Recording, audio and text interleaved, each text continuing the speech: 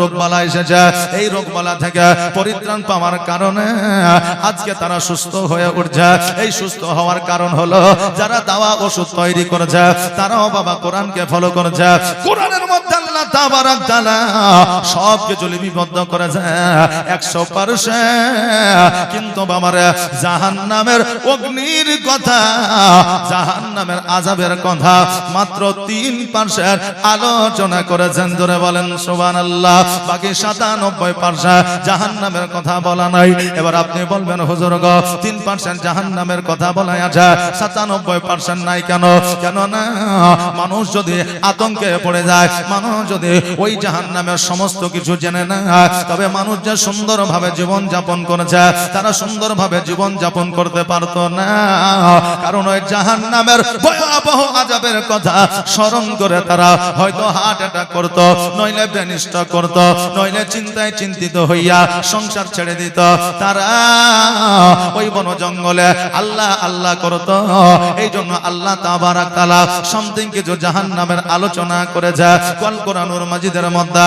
আমার নবী বলেছে, হে আমার উম্মত উম্মতিরা, আজকে যে কোরআনে জাহান্নামের আলোচনা করা আছে, আজকে যে কোরআনে জাহান্নামের কথা বলা আছে, এই 3% জাহান্নামের কথা যদি মানুষ অন্তরে গেঁথে নেয় তাদের জীবন পরিবর্তন হয়ে যাবে। জোরে বলে সুবহানাল্লাহ। বাপজি ভাইরা, আল্লাহ তাবারাক তাআলা বলেছে খুলিকাল ইনসানু যায়ফা। আল্লাহ বলে বান্দারে জগতের মধ্যে তোমাকে অতি দুর্বল করে পাঠিয়েছে, জগতের মধ্যে একটা সময়সীমা আমি লিপিবদ্ধ করে দিয়ে পাঠিয়েছে, জগতের মধ্যে আমি তোমাকে একটা টাইম দিয়েছি। ওই টাইম যখন তোমার সমাপ্ত হয়ে যাবে, ওই সময় যখন তোমার সমাপ্ত হয়ে যাবে, আমি আল্লাহ তাবারাক তাআলা তোমার জিন্দেগীর সমাপ্ত ঘটাইব। জোরে বলেন সুবহানাল্লাহ। বাপজি ভাইরা, আমার মায়েরা, জাহান্নামকে যতক্ষণ পর্যন্ত ভয় না করবে, জাহান্নামকে যতক্ষণ পর্যন্ত আপনি ডর না করবে, কবরকে যতক্ষণ পর্যন্ত স্মরণ না করবে, আজকে মওতকে যতক্ষণ পর্যন্ত স্মরণ না করবে, ততক্ষণ পর্যন্ত আপনার জীবন পরিবর্তন হওয়া সম্ভব নয়। তাই বাবা, আজকে এই জায়গাটাকে জান্নাতের বাগান বলা হয়েছে। জান্নাত শব্দের অর্থ হলো বাগান। এই জান্নাত শব্দটা হলো আরবি শব্দ, আর বেহেশত শব্দটা হলো ফার্সি শব্দ, স্বর্গ শব্দটা হলো বাংলা শব্দ। আজকে জান্নাত শব্দের অর্থ হলো বাগান, তবে সব বাগানকে জান্নাতি বলা যাবে না। বেরাদার, আজকে আমরা জান্নাতি বাগানে বসে আছি, কাল কিয়ামতের দিনে আল্লাহ তাবারাক তাআলা বলবে বান্দারে জগতের মধ্যে তোমাকে আমি পাঠিয়েছিলাম, সুন্দর চেহারা দিয়েছিলাম, সুন্দর যৌবন দিয়েছিলাম, সুন্দর চক্ষু দিয়েছিলাম, সুন্দর ব্রেন ও বুদ্ধি, সুন্দর ব্রেন ও বুদ্ধি দিয়েছিলাম, আজকে আমি হাত ও পা দিয়েছিলাম। বান্দারে বলো বলো তুমি আমার জন্য কি করেছ? বান্দা বলবে আল্লাহ আজকে জগতের মধ্যে যেইটুকু ভালো কাজ করেছে ওই ভালো কাজটুকুর কারণে আল্লাহ আমাকে জাহান্নামে দিও না। আল্লাহ গো তুমি আমাকে জান্নাতে প্রবেশ করায় দাও। আল্লাহ বলবে বান্দা আমি জান্নাত জাহান্নাম তৈরি করেছি একমাত্র বান্দার জন্য, পশু পাখি ছাগল গরু গাছপালা নদী নালার জন্য তৈরি করি না। বান্দা আজকে আমি আল্লাহ তোমাকে এত ভালোবাসে, পৃথিবীর মধ্যে সবচাইতে আপনাকে ভালোবাসার মানুষ যদি কেউ থাকে সেটা হলো আপনার আব্বা আর মা। আমার আল্লাহ বলে বান্দা তোমার আব্বা তোমার মায়ের চাইতেও আমি 70,000 গুণ বেশি আমি তোমাকে ভালোবাসি। বান্দারে এত ভালোবাসার পরেও আমি তোমাকে কেমন করে জাহান্নামে দিতে পারে? এ বান্দা আজকে তুমি জাহান্নাম তুমি নিজেই কিনে নিয়েছো, এই জন্য আমি আল্লাহ তোমাকে জাহান্নামে দেব। বান্দা বলবে আল্লাহ গো আমি নিজে জাহান্নাম কেমন করে কিনে নিলাম? আল্লাহ বলবে বান্দা আমি তোমার মনের মধ্যে, তোমার অন্তরের মধ্যে, তোমার দিলের মধ্যে এমন একটা মেশিন আমি বসায় দিয়েছে, এমন একটা জিনিস আমি দিয়েছে, ভালো কোনটা খারাপ কোনটা সেটা বুঝতে পারো, ন্যায় কোনটা অন্যায় কোনটা তুমি বুঝতে পারো। মানুষের মধ্যে এমন একটা মেশিন আছে যেটার দ্বারা সে বুঝতে পারে গো, জানতে পারে কোনটা ভালো আর খারাপ। ভালো জানার পরেও ভালো কাজ করেন না, খারাপ জানার পরেও খারাপ কাজটা করেন না, আর তখন আল্লাহর জাহান্নাম আপনার কিনে নেওয়া হয়। জোরে বলা যাবে না সুবহানাল্লাহ। ভাইরা আজকে আপনাদেরকে বলে দিয়ে যা জগতের মধ্যে আল্লাহ তাবারক তাআলা আমাদেরকে পাঠিয়েছে আমরা এতদিন পর্যন্ত শুনেছি জেনে এসেছে একমাত্র আল্লাহ আমাদেরকে উপাসনার জন্য পাঠিয়েছে বান্দাদের জন্য পাঠিয়েছে কিন্তু না না জগতের মধ্যে আল্লাহ বান্দাদের উপাসনার জন্য ইবাদতের জন্য পাঠিয়েছে ঠিকই তার সাথে সাথে মানুষ হইয়া মানুষের প্রতি ভ্রাতৃত্ব বোধ রাখার জন্য বলেছে তার সাথে সাথে মানুষ হইয়া মানুষকে মহব্বত করতে বলা হয়েছে মানুষ হইয়া মানুষের সঙ্গে সৎ ব্যবহার দেখানোর জন্য বলা হয়েছে আজকে জগতের মধ্যে শুধু ইবাদত বান্দি করলাম মানুষের সঙ্গে অন্যায় করলাম জগতের মধ্যে ইবাদত বান্দি করলাম জগতের মধ্যে সুদ খাইলাম মানুষের আল্লাহর ইবাদত বান্দি করলাম জগতের মধ্যে মানুষের সঙ্গে দুর্ব্যবহার করলাম আল্লাহ বলে বান্দারে তোমার দ্বারা কোন মানুষ যদি আঘাত পেয়ে যায় তুমি যতই ইবাদত করো না কেন তোমার ইবাদত আমি আল্লাহ আমার দরবারে কবুল হবে না জোরে বলেন সুবহানাল্লাহ এই জন্য বাবা জগতের মধ্যে ইবাদতের দরকার আছে আর মানুষ হইয়া মানুষের সঙ্গে প্রেম মহব্বত ভালোবাসার দরকার আছে আল্লাহ তাবারক তাআলা বলে বান্দা আজকে তোমাকে যদি শুধু উপাসনার জন্য পাঠাই দাও তবে আমার ফেরেশতারা ছিল আমার জিন ছিল গাছপালা ছিল নদী নালা ছিল এদেরকে যদি আমি একবার বলতাম গাছপালা নদী নালা আমার ফেরেশতারা তোমরা আমার ইবাদত উপাসনা করো দাও তোমরা আমার ইবাদত বন্দি করো ইয়ারা জিন্দেগিতে কোনদিন এদের দ্বারা নামাজ কাজা হইতো না রোজা কাজা হইতো না আল্লাহর জিকির বন্ধ হইতো না তবু আমি বান্দাদের মানুষদের তৈরি করলাম আমার ইবাদত বন্দি করার কারণ ইবাদত বন্দি করার কারণে বান্দারে আজকে তুমি আমাকে যদি ভুলে যাও আজকে তুমি আমার জিকির আজকার যদি ভুলে যাও আজকে আমার মসজিদে নামাজ পড়তে যাওয়া যদি ভুলে যাও জগতের মধ্যে তোমাকে শাস্তি দিই না তোমার অক্সিজেন বন্ধ করে দিই না তোমার খাবার বন্ধ করে দিই না তোমাকে অনেক রোগে আক্রান্ত আমি করি না বান্দা আমি এই জন্য তোমার রুজি অক্সিজেন বন্ধ করি না যে তোমার শেষ সময়ে আখিরাতে তোমার জন্য জান্নাত ও জাহান্নামের ব্যবস্থা আছে জোরে বলেন সুবহানাল্লাহ কিন্তু জগতের মধ্যে গাছপালা নদী নালা পশু পাখি আমি পাঠিয়েছি বান্দারে আজকে তারা জগতের মধ্যে যতদিন পর্যন্ত জিন্দা থাকে যতদিন পর্যন্ত তাদের মধ্যে প্রাণ থাকে ততদিন পর্যন্ত আমি আল্লাহ আমার জিকির আজকার তারা করে আর যেই দিন জিকির আজকার তারা বন্ধ করে দেয় আর তাদের সেই দিনই মৃত্যু হয়ে যায় সমুদ্র যখন আমার জিকির করে তার ভরা তার বুকে পানি থাকে যেই দিন তার জিকির বন্ধ হয়ে যায় সেই দিন সমুদ্র নদী শুকিয়ে যায় যেই গাছ আমার জিকির বন্ধ করে দেয় ওই গাছ শুকায় যায় যেই পাখি আমার জিকির বন্ধ করে দেয় তার মৃত্যু হয়ে যায় বান্দারে এই জন্য আমি আল্লাহ আমার জিকির আজকার করো আমার ইবাদত বন্দি করো সাথে সাথে মানুষ হইয়া মানুষের সঙ্গে সৎ ব্যবহার করো বাবাজি ভাইরা আজকে আমরা মুসলমান জগতের মধ্যে আছে জগতের মধ্যে চলাফেরা করেছে বাবা পার্শ্ববর্তী আর আমার ভাই এদের আখলাক চরিত্র খারাপ হতে পারে কিন্তু আমি মুসলমান আমার চরিত্র যেন খারাপ না হয় কারণ জগতের মধ্যে ইসলামের প্রচার ও প্রসার একটা সম্বলের উপর একটা সম্পদের উপর লক্ষ্য করে হয়েছে যেটা হলো আমার নবীজির ব্যবহার চরিত্র দেখিয়া জোরে বলেন সুবহানাল্লাহ আজকে আমার নবীজির জগতের মধ্যে ব্যবহার চরিত্র শুধু সুন্দর ছিল না আমার নবীজির চেহারা গঠন তার চাইতে অধিক সুন্দর ছিল বাপজি ভাইরা আমার নবীজি না ছিল বড় না ছিল ছোট আমার নবীজি না ছিল মোটা না ছিল আপনার পাতলা আজকে মোটা হইলো গোপাল ভাড়া হওয়া যায় পাতলা হইলেও বাবা পাতলু হওয়া যায় লম্বা হইলে উট হওয়া যায় খাটো হইলে বাবা ভেড়া হওয়া যায় যেই দিকে যাবেন সেই দিকে বাবা দোষ আছে, কিন্তু মিডিয়াম পয়েন্টে যদি আপনি হয়ে যান আপনার খুদ কেউ বার করতে পারবে না। ওই রকম আমার নবীজি না ছিলেন লম্বা, না ছিলেন খাটো, না ছিলেন মোটা, না ছিলেন পাতলা। আমার নবী মুস্তাফা সাল্লাল্লাহু তাআলা আলাইহি ওয়াসাল্লাম শত শত সাহাবীদের সম্মুখে যখন তাকবীর করতেন, বক্তব্য রাখতেন, আমার নবীজির চাইতে হযরতে ওমর ফারুক রাদিয়াল্লাহু তাআলা আনহু উনি লম্বায় বড় ছিল, কিন্তু আমার নবী যখন বক্তব্য তাকবীর করতেন সারা সাহাবী আমার নবীর দিকে লক্ষ্য করে দেখতেন, সবার চাইতে আমার নবীজির মাথাটা উঁচু হইয়া থাকতো। জোরে বলেন সুবহানাল্লাহ। বাপজি ভাইরা, এই জন্য আমাদের মূল সম্পদ, এই জন্য আমাদের মূলধন আমাদের ব্যবহার চরিত্র। আমাদের ব্যবহার চরিত্র যদি ভালো হয়, আজকে আল্লাহ তাবারাক তাআলার তরফ থেকে আমাদের প্রতি রহমত বর্ষিত হবে। আর আমাদের প্রতি যদি রহমত বর্ষিত হয়, জগতের এমন ক্ষমতা নাই, জগতের এমন তুফান নাই যেই তুফানে আমাদেরকে উড়াইয়া দিবে।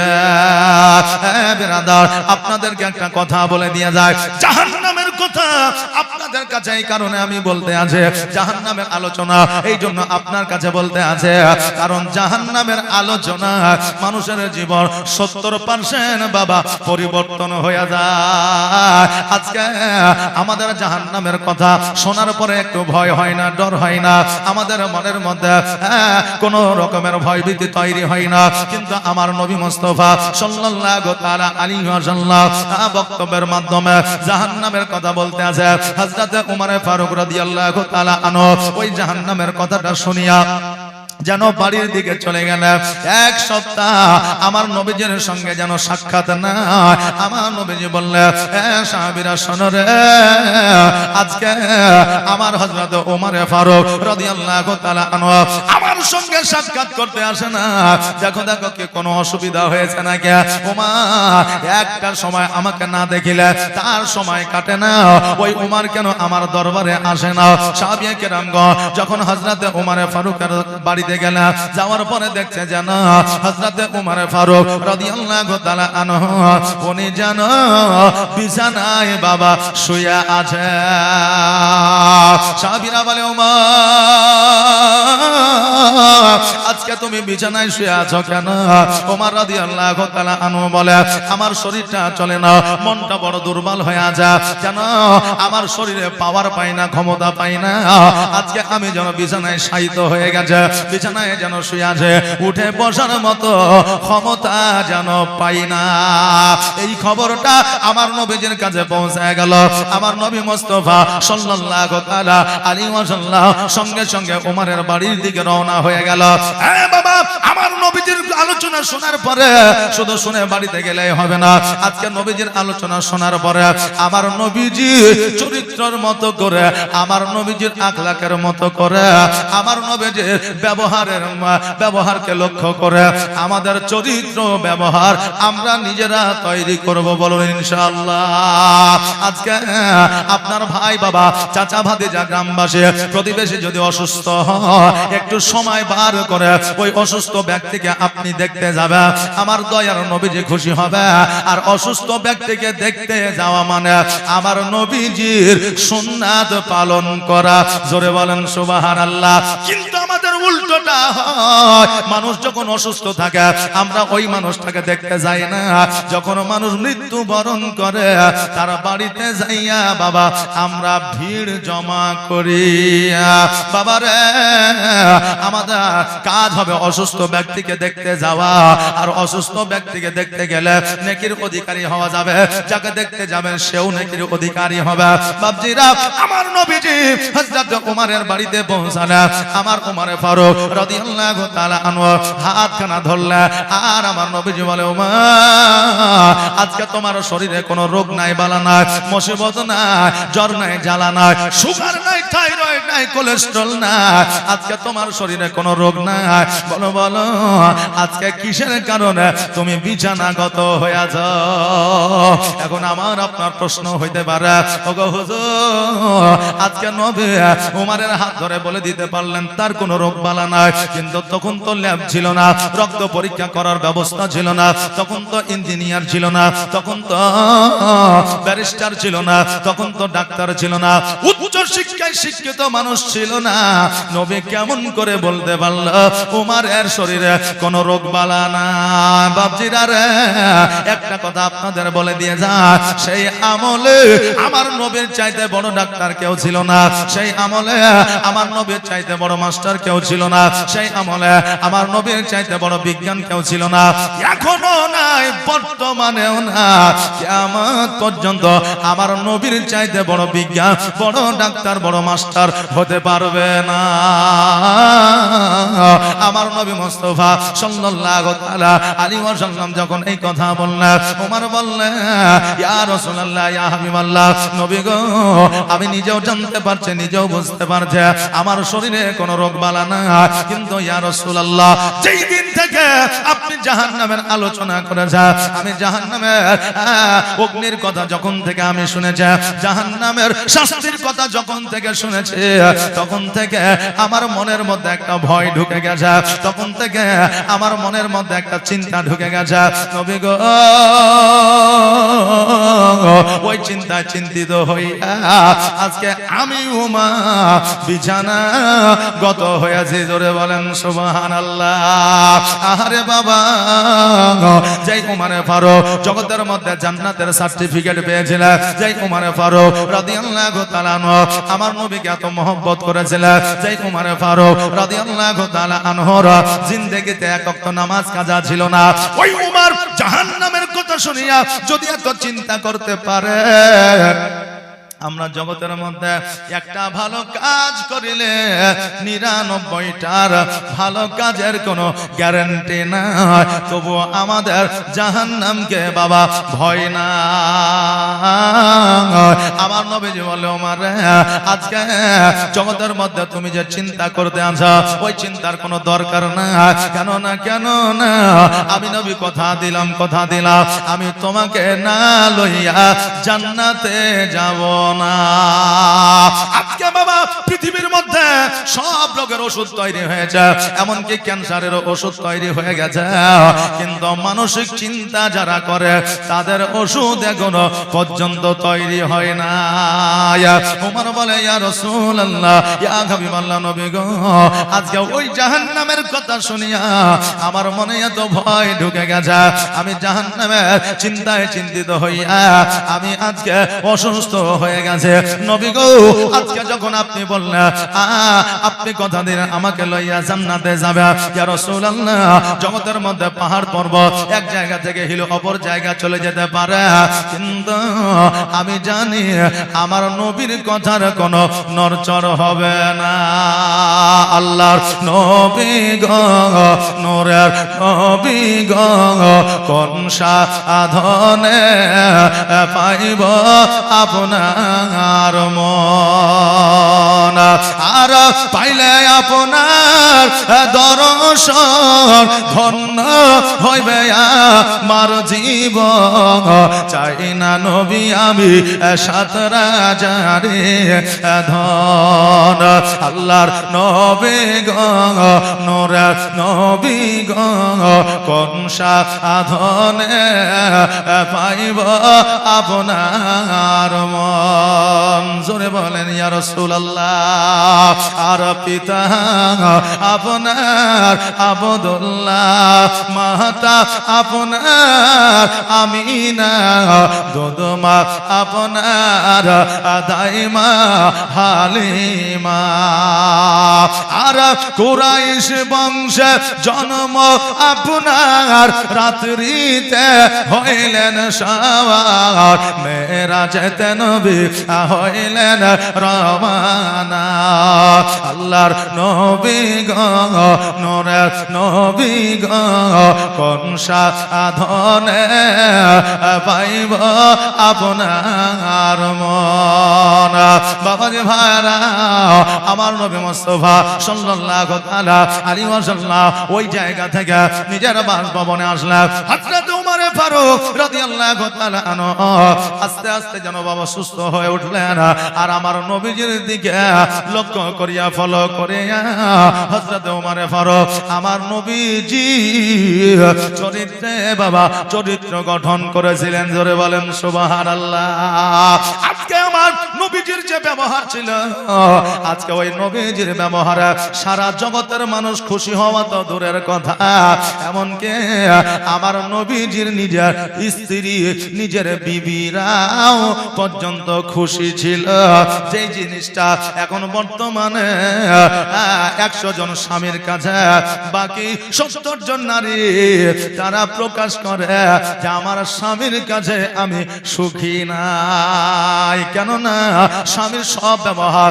বিবির ভালো লাগবে না স্বামীর সব কথা বিবির ভালো লাগবে না স্বামীর সব কাজ বিবির ভালো লাগবে না সব কাজ যদি ভালো লাগে তবে বিবি যখন বিছানা পরিষ্কার করে চাদর বিছাইবে ওই সময় একবার বিছানায় উঠে দেখবে আপনার সব কাজ পছন্দ হয় কিনা বাকি কাজ ছেড়ে দেন এখন বিবি সুন্দর করে সকালবেলায় 11টার সময় ঘর মোছা চাদর বিছিয়ে দিয়েছে আর ওই সময় বিছানায় উঠে যান তারপরে আপনার সব কাজ পছন্দ হয় কিনা তারপর লক্ষ্য করেন কথা বললেন না বিবির সব কাজ স্বামীর পছন্দ হয় না কিন্তু আমার নবীজি 63 বছর জিন্দেগি পৃথিবীর মধ্যে পার করেছিলেন 63 বছর জগতের মধ্যে জীবন যাপন করেছিলেন এই 63 বছরে একজন বিবিও বলে না যে আমার নবীজির অমুক কথাটা আমার পছন্দ হয় না একবার জোরে বলেন সুবহানাল্লাহ আজকে আমার নবীজির কথাবার্তা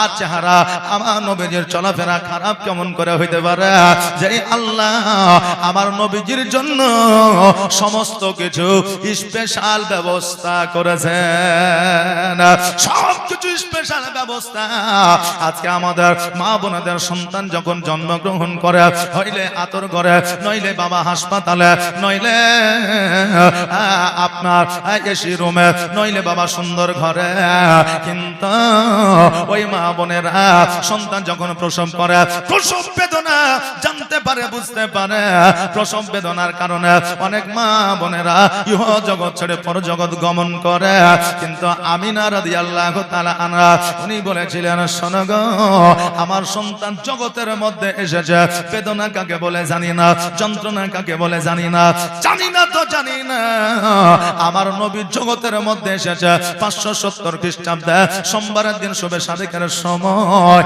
আমি সেটাও জানতে পারি নাই জোরে বলেন সুবহানাল্লাহ আজকে আমাদের বাচ্চা জগতের মধ্যে আসিলে বাচ্চা যেন কান্না না করে এই জন্য আমরা ঝুনঝুনি নিয়ে আসে এই জন্য আমরা মোবাইলের ব্যবস্থা করে এই জন্য বাচ্চাদের কার্টুন দেখায়া চুপ করায়া রাখে বাচ্চাদের মাথার উপরে কত লাইটিং ফিট করে দিয়ে কিন্তু আমার নবী যখন শুভে সাদেকের সময় জগতের মধ্যে আসিলে আসমানের তারাগুলা আসমানের সূর্য যেন আমার নবীজির মাথার উপরে এসেছিল জোরে বলেন সুবহানাল্লাহ আবু জেহেল এইটাকে লক্ষ্য করে দেখেছিল আমার নবীজিকে একটা সময় বলেছিল ওগো নবী বাচ্চা অবস্থায় শৈশব অবস্থায় আকাশের তারা আকাশের চাঁদ তোমার মাথার উপরে এসেছিল কারণটা কি তুমি নিশ্চয়ই জানো নবী আমার বলেছিল চাচা গো আজকে জগতের মধ্যে সন্তানেরা যখন ভূমিষ্ঠ হয় প্রত্যেকটা সন্তান কান্না করে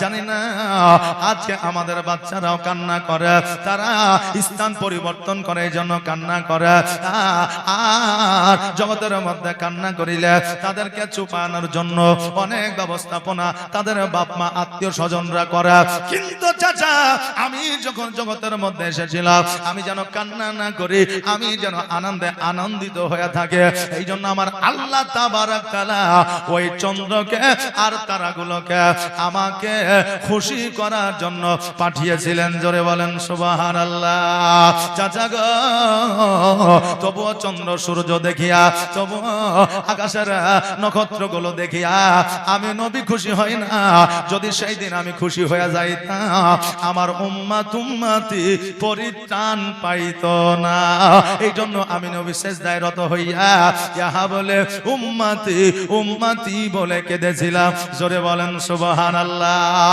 বলার উদ্দেশ্য হলো এটা যে আমার নবীজির কেমন করে ব্যবহার চরিত্র কথাবার্তা আপনার মানুষের পছন্দ না হইতে পারে, কেননা আমার নবীর জন্য আমার আল্লাহ তাবারাক তাআলা সর্বদা সর্বক্ষণ স্পেশাল ব্যবস্থা করে রেখে দিয়েছিলেন।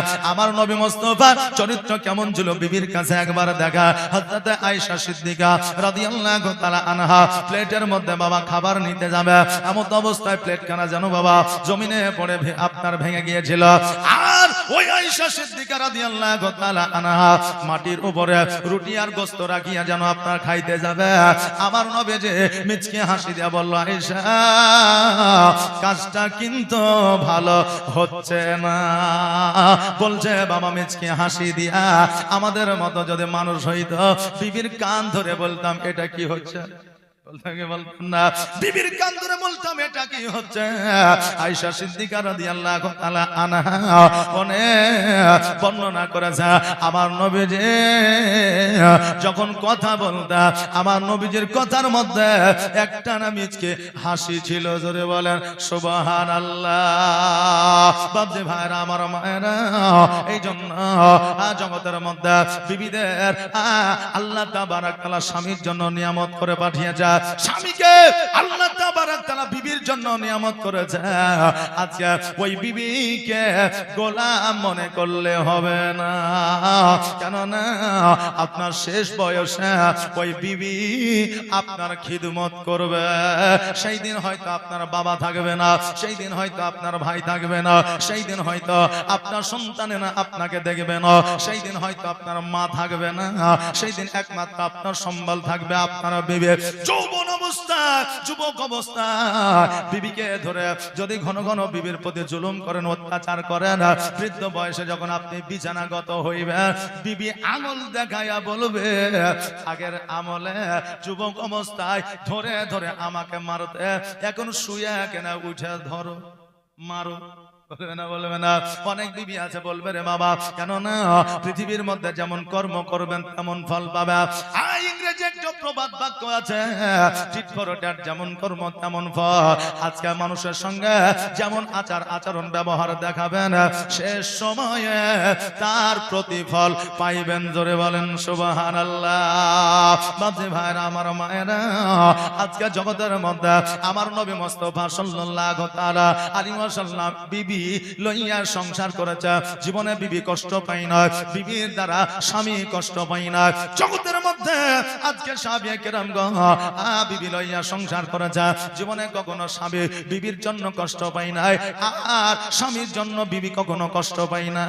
কেননা ছোট্ট একটা ঘটনা, হযরত ফাতেমাতুজ জোহরা রাদিয়াল্লাহু তাআলা আনহা, উনি জান্নাতের রানী, জান্নাতের সর্দারিনী, জান্নাতের মহিলা।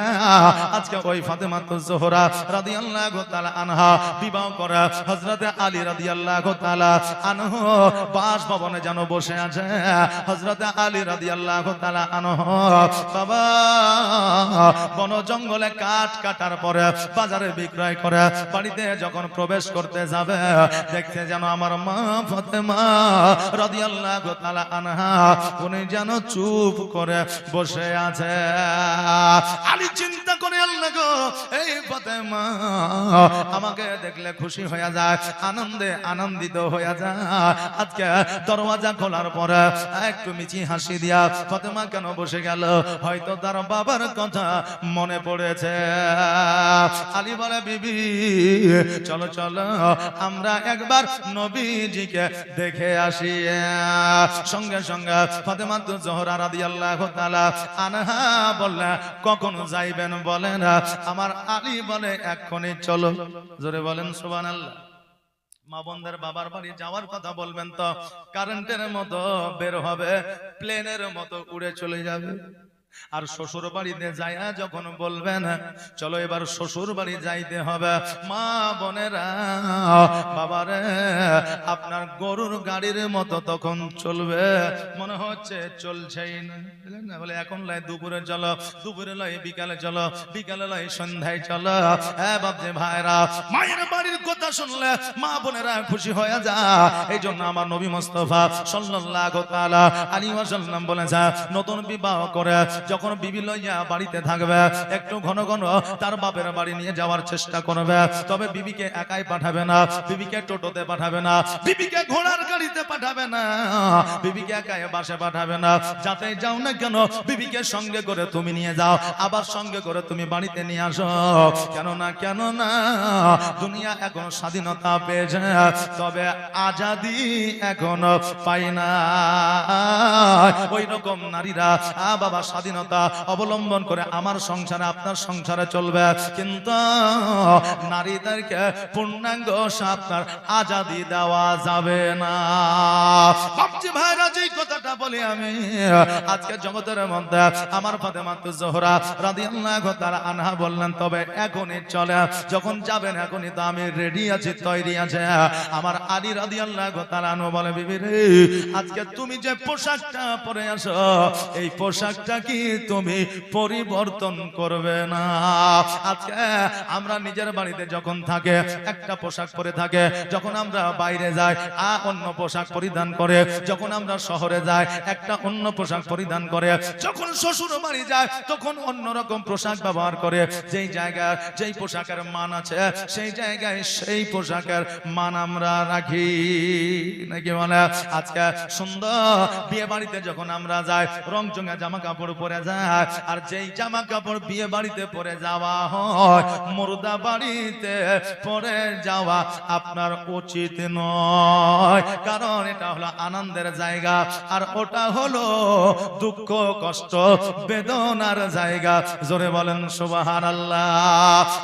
বাবা আমার হযরতে ফাতেমাতুজ জোহরা রাদিয়াল্লাহু তাআলা আনহা চিন্তা করে, আল্লাহ আজকে আমি ফাতেমা আমার স্বামী একটাই কাপড় আমাকে দিতে পেরেছে, সেই বিবাহের সময় ঢাল বিক্রয় করে দ্বিতীয় পোশাক দিতে পারে নাই। আজকে আমার স্বামীকে যদি আমি বলি, স্বামী গো আমার তো একটাই পোশাক, দ্বিতীয় পোশাক নাই, আমার স্বামী কষ্ট পেয়ে যাবে, ব্যথা বেদনা পেয়ে যাবে।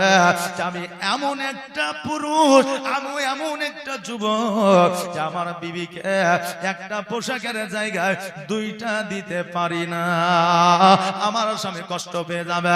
অতএব এইভাবে বলা যাবে না। বাবারে হযরত ফাতেমাতুজ জোহরা রাদিয়াল্লাহু তাআলা আনহা উনি জান্নাতের রানী, জান্নাতের সর্দারিনী ছিলেন, জগতের সাধারণ মহিলার মতো বুদ্ধিবিদ্যা ছিল না। আমার ফাতেমাতুজ জোহরা রাদিয়াল্লাহু তাআলা আনহা বলে, স্বামী গো আমি এখন যে পোশাকটা পরে আছে এই পোশাকে কি ভালো লাগে না? আলী চিন্তা করে, আল্লাহ এখন আমার বিবিকে যদি বলে এই পোশাকে ভালো লাগে না, আমার বিবি কষ্ট পেয়ে যাবে, আমার ফাতেমা কষ্ট পেয়ে যাবে, হয়তো দুঃখ পেয়ে যাবে, হয়তো মনটা খারাপ করবে।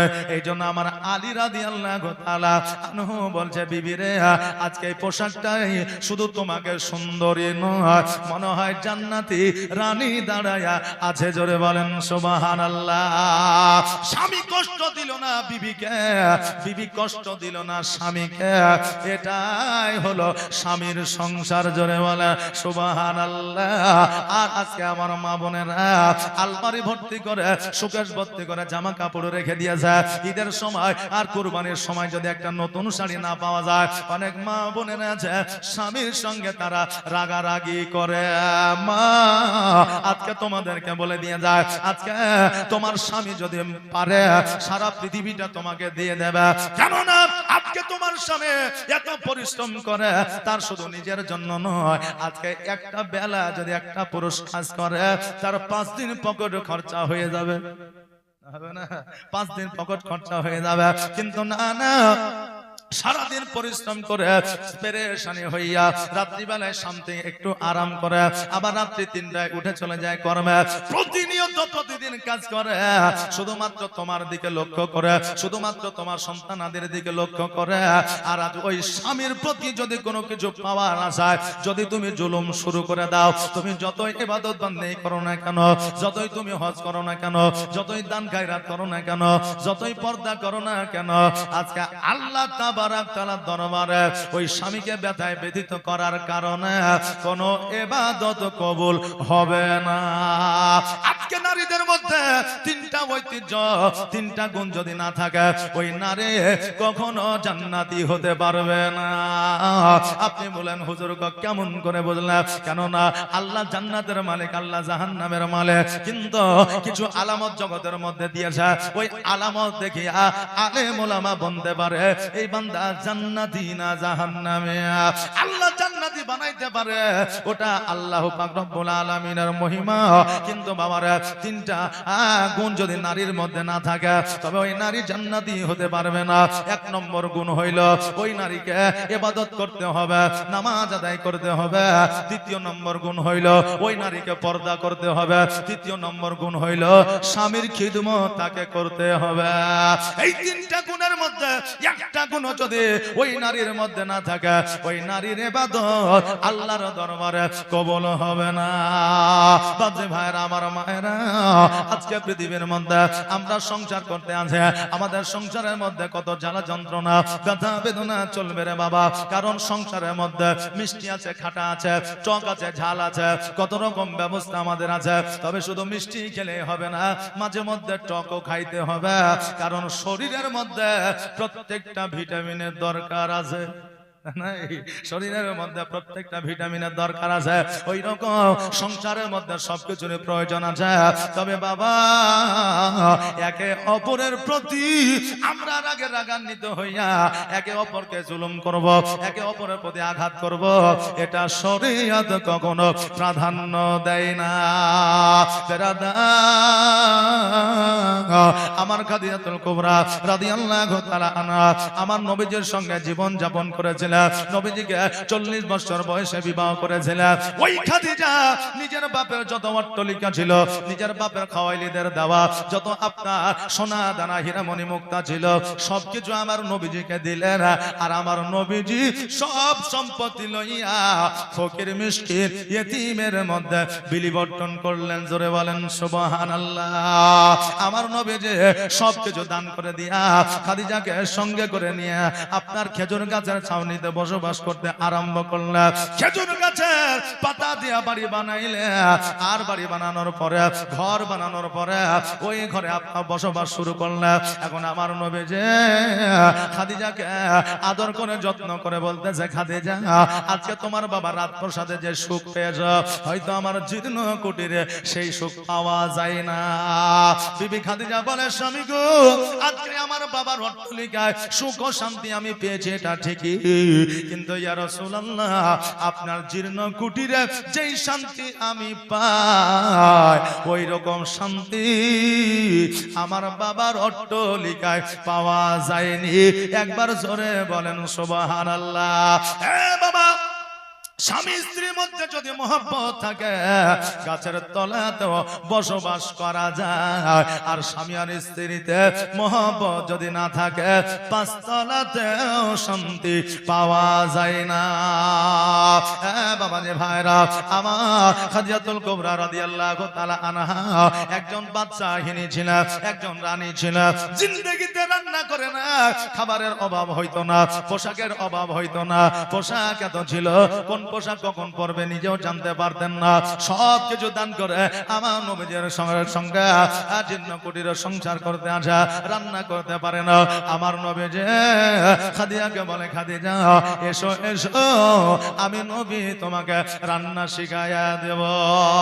নবীজি চুনুনে বাবা জাল দেয়, এখন গ্যাসের ব্যবস্থা, হিটারের ব্যবস্থা, ঘরের মধ্যে রান্না হয়। কিন্তু তখনকার ঘর ছিল আলাদা, তখনকার জায়গা ছিল আলাদা। আজকে থেকে 30 বছর আগে যদি আমরা লক্ষ্য করি, মানুষের ঘর ছিল আলাদা, বাথরুম ছিল আলাদা, রান্নাঘর ছিল আলাদা, গোসল করা জায়গা ছিল আলাদা, না ছিল না? আর এখন সব কিছু অ্যাটাচ হয়ে গেছে। ঘর থেকে বেরোলেই বাথরুম, ঘর থেকে বেরোলেই রান্নাঘর, ঘর থেকে বেরোলেই বাবা গোসলখানা। আজকে আজাদি করে যে আমরা গোসল করি, আমরা মনে করি অনেক শান্তি পাই, কিন্তু আজকে বাড়ির মধ্যে গোসলখানা বানায়া তোমরা যে জাহান্নামকে লক্ষ্য করছো এটা তোমরা জানো না। আপনি বলবেন হুজুর তবে কি ঘরের মধ্যে গোসলখানা বানানো কি যাবে না? গোসলখানা বানানো যাবে, কোনো অসুবিধা না। আমি মশলা মাসাইল ফতোয়া ফারাই দিতে আসি না রে বাবা, আমি বক্তব্য দিচ্ছি, মানে আমি যে অনেক জ্ঞানী তা নয়। আমার আশেপাশে যিনারা বসে আছে তিনারা আমার চাইতে উচ্চ শিক্ষিত। জোরে বলেন সুবহানাল্লাহ। ঘরের মধ্যে বাথরুম বানায়া যে ইয়াশারাম করি ওই রকম ইয়াশারাম করা যাবে না। কেন না আজকে 100% বাড়ির মধ্যে গোসলখানা বানায়া আমরা নারী পুরুষ জামা কাপড় খুলে দিয়া আরাম করে দরজা লাগাইয়া আমরা গোসলখানায় গোসল করি। আর শরীয়ত বলছে গোসলখানাতে উলঙ্গ অবস্থায় গোসল করা যাবে না, কারণ পৃথিবীর মধ্যে শয়তানও আছে, জিনও আছে, শুধুমাত্র ইনসান নাই। আমি হয়তো জিন দেখতে পাই না, আমি হয়তো শয়তান দেখতে পাই না, কিন্তু তারা বাবা দেখতে পায়। এই জন্য গোসলটাও বাবা পর্দার সহিত করতে হবে। কিন্তু আমরা জানি না, গোসলখানা বানিয়েছি চতুর্দিক ঘেরা, উলঙ্গ হয়ে গোসল করে আমরা মনে করি খুব শান্তি পাই, কিন্তু তুমি যে জাহান্নামকে ফলো করো এটা তুমি নিজেও জানতে পারো না। মা বোনেরা, ভাইরা, বাপজিরা, এখান থেকে একটা কথা স্মরণ করে যা, এটা যদি পালন করে তবে জালসাটা সাকসেস হয়ে যাবে। জোরে বলেন সুবহানাল্লাহ।